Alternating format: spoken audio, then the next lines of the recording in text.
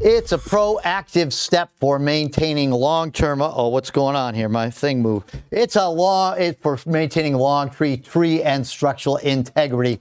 We're talking about winter pruning. Sorry about that, Luke. I got a little messed up there. Joining us now is Luke Brunner from Davey Tree Service. And so this is the time of year to prune your trees. And I was just telling you beforehand, and you've been out to my house and helped me out with some of my trees and stuff like that. And I had a big tree service come in and took out a big tree that fell and also did some pruning. This is the time of year to do it, right? Absolutely. So with your oaks and your elms, you're going to want to do the dormant pruning on those.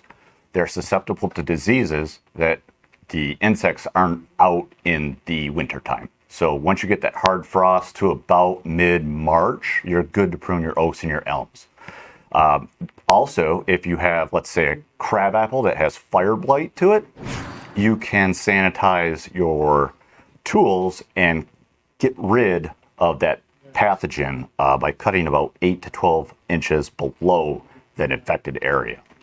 I am not a very good pruner. I see trees and, the limbs kind of look like and I just chop them off, if they're small enough. I have a chainsaw, but I avoid using it because I don't want the chain to come and hit me in the face.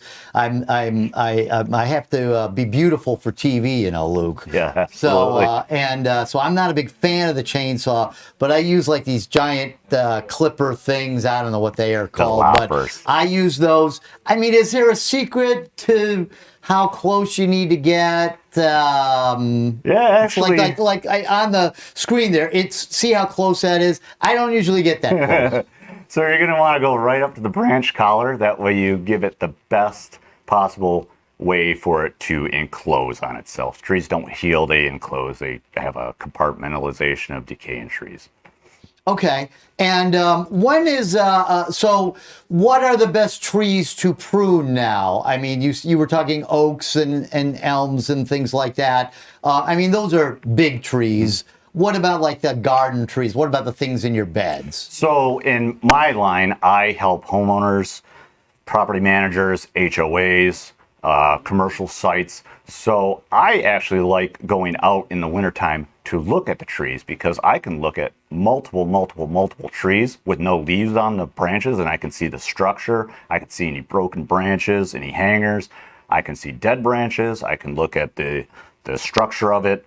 I can tell a whole lot. And it doesn't take me long to look at 150 trees. The other great thing about winter pruning is, let's say you have a absolutely gorgeous tree in the backyard and you have perennial flowers and you just have a really nice landscape backyard. Now when all that stuff goes dormant and it goes away, now we can come in and lay our mats down and we can bring our climbing equipment back and we can prune your tree without doing any damage to the surrounding areas. All right. And this is kind of off the subject, but I was mentioning to Stephanie earlier, I have a lot of leaves on the ground because they all came out of the trees. And you know where I live. I live kind of in a forest area, and there's a lot of leaves. I have not kept up on my leaf picking up, whatever you call it. And I'm kind of like thinking to myself, I may be done for the season. Is it bad to leave all the leaves on the ground, or is it better to pick them up? I'll chop all mine up with the lawnmower just so there's not a huge mat leaning on the grass, because then that could, in the springtime when the snow melts away, you could have areas of dead grass, snow mold, things like that. So I just mulch everything back into the lawn, helps feed give it nutrition for next year. Yeah, I like doing that too. All right. Thanks, Luke. So this is the time to prune your trees. Absolutely. All right. Thank you, Luke from Davey Tree. And you are the man. This guy really knows what he's talking about. I have him come out, and he's helped me at my house. So thank you, Luke. Thank you, Rob. Appreciate you. And we're giving you a live look. No, we're taking a break. We're taking a break, Tom. Howard, we're taking a break. We're taking a break.